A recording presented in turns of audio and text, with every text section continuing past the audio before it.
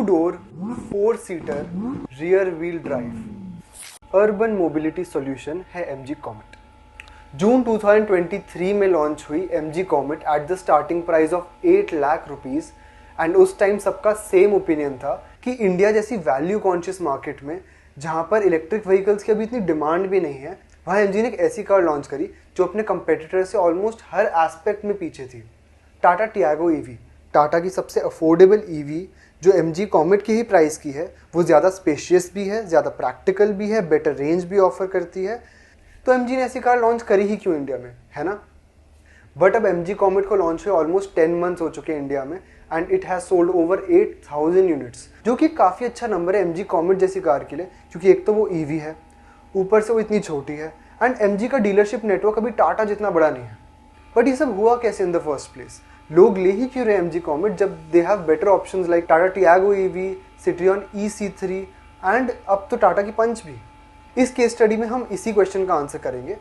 Plus MG ने इसे India में लॉन्च करा क्यों था, क्या इनकी कोई और स्ट्रैटेजी भी थी, एंड लास्टली हम ये भी जानेंगे कि हम और आप क्या सीख सकते हैं इस case study say about the Indian customer mindset. तो फर्स्ट क्वेश्चन स्टार्ट करते हैं कि लोग एक्चुअली MG कॉमेट ले ही क्यों रहे जब उनके पास में ऑलरेडी बेटर ऑप्शंस है सेम प्राइस ब्रैकेट में।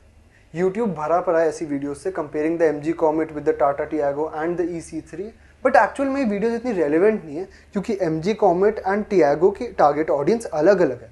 जो टियागो लेने जा रहे हैं वो एक प्रैक्टिकल इलेक्ट्रिक प्रॉपर 4-सीटर हैचबैक लेने जा रहे हैं जो फैमिली यूज में भी आएगी, बट MG कॉमेट को लेने वाले कस्टमर्स अलग हैं। और ये मैं बताता हूँ डिफरेंट एनालॉजी से। हम सबके घर पे एक स्कूटी होती है जिसे फैमिली के सारे मेंबर्स यूज़ करते हैं, चाहे ट्यूशन जाने के लिए हो, सब्जी लाने के लिए हो, बच्चों को स्कूल तक ड्रॉप करने के लिए हो। एंड स्कूटी ली ही इसीलिए जाती है क्योंकि वो कन्वीनियंट होती है, चलाने में आसान होती है, रनिंग कॉस्ट लो होती है एंड सिटीज़ जैसी जगह के लिए परफेक्ट है बिल्कुल, जहाँ पार्किंग की प्रॉब्लम्स है, गलियों में से निकलना पड़ता है।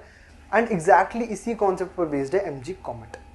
ये एक स्कूटी का सेफर, कन्वीनियंट और एक प्रीमियम ऑल्टरनेटिव है। आज से 10-15 साल पहले रेवा और महिंद्रा E2 एग्जैक्टली इसी इशू को सॉल्व कर रहे थे, एक कॉस्ट एफिशिएंट, सेफ और easy to use city car का, but they were too early in the market. अब we have the MG comet and literally ऐसे कई सारे आर्टिकल्स है, फोरम्स पर डिस्कशंस है जहाँ customers are replacing their scooty with the MG comet and जिनके पास वेन्यू और ऑक्टाविया जैसी कार्स भी है वो भी सिटी यूज के लिए MG कॉमेट ले रहे हैं। तो डेफिनेटली इस कार का एक डिफरेंट मार्केट सेगमेंट है।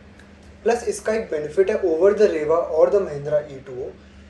MG कॉमेट एक प्रीमियम एक्सपीरियंस प्रोवाइड करती है, चाहे वो कैबिन में हो या फिर फीचर लिस्ट में। एंड ये हमारे सेकंड टाइप ऑफ कस्टमर के लिए बहुत इंपॉर्टेंट है, जो कि एक ऐसा पर्सन है जिसके पास मल्टीपल लग्जरी कार्स है बट अब उसे एक सिटी यूज़ के लिए कार चाहिए, कीपिंग इन माइंड कि उसका स्टेटस नहीं गिरना चाहिए। एंड क्योंकि उसके पास में ऑलरेडी लग्जरी कार्स है तो उसके लिए फीचर्स और कैबिन एक्सपीरियंस बहुत मैटर करते हैं। इसमें MG कॉमेट बहुत बेटर है टियागो ईवी या EC3 से। एंड मैंने खुद साउथ दिल्ली के पता नहीं कितने घरों में देख लिया जहाँ लिटरली मैबैक खड़ी है, डिफेंडर खड़ी है, X5 खड़ी है और MG कॉमेट खड़ी है। तो ये भी एक डिफरेंट मार्केट सेगमेंट है MG कॉमेट के लिए। Now coming to the second question, MG ने इंडिया में कॉमेट को क्यों लॉन्च करा, इससे MG का क्या फायदा? बात सेल्स की नहीं है क्योंकि MG को पता था कि टियागो ईवी कॉमेट से बहुत ज़्यादा बेटर है, बट MG की एक बहुत डिफरेंट स्ट्रैटेजी थी इंडिया में कॉमेट को लॉन्च करने की, जो थी ब्रांडिंग। MG अपने आप को एक प्रीमियम ब्रांड की तरह एस्टैब्लिश करना चाहता है इंडिया में, but after the not so successful run of the MG Gloster, जो कि एक फॉर्च्यूनर कंपैरिजन की कार है, MG को ये समझ आ गया था कि Indian customers premium price point पे किसी मास मार्केट ब्रांड से कार लेना नहीं पसंद करते एक्सेप्ट टोयोटा। बट हम इंडियंस टोयोटा से क्यों ले लेते प्रीमियम कार्स, ये मैं आपको नेक्स्ट वीडियो में बताऊंगा, तो सब्सक्राइब टू द चैनल। तो बेसिकली MG को प्रीमियम कस्टमर्स एक्वायर करने हैं इंडिया में ताकि वो एक प्रीमियम ब्रांड एस्टैब्लिश कर पाए। एंड उन प्रीमियम कस्टमर्स को MG के नेटवर्क में लाने के लिए MG ने ऑब्वियस रूट चूज नहीं करा कि भाई मैं महंगी से महंगी गाड़ी बनाऊंगा, कोई ना कोई तो खरीद ही लेगा उसको। इंस्टेड उन्होंने एक पेन पॉइंट को ऑब्जर्व करा जो कि हमने पिछले पार्ट में कवर करा था about creating the alternative for the scooty, जो कि कॉमेट है हमारी। एंड जब एक बार वो premium customer MG car experience कर ले, उनकी सर्विस एक्सपीरियंस कर लेगा, तो शायद चांसेस बढ़ जाएंगे कि वो MG के प्रीमियम प्रोडक्ट्स लेना चाहेगा।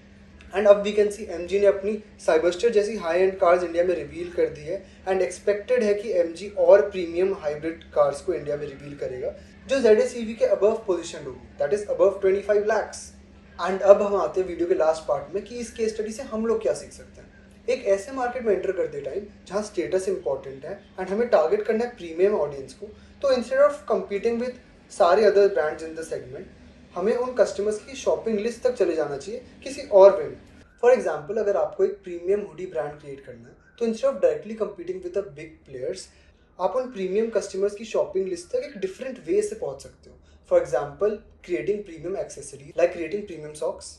एंड जब आपका premium accessories brand well known हो जाए, उसके बाद हुडीज लॉन्च करना, एंड तब आपके पास एक कॉम्पिटिटिव एज होगा ओवर अदर्स, एक नोन ब्रांड होने का। एंड ये थी हमारी MG comedy complete case study. And अगर आपको ये वीडियो इन्फॉर्मेटिव लगी तो अपने फ्रेंड्स से जरूर शेयर करना। एंड ऐसी कार केस स्टडीज के लिए do subscribe to our channel. And thanks for watching.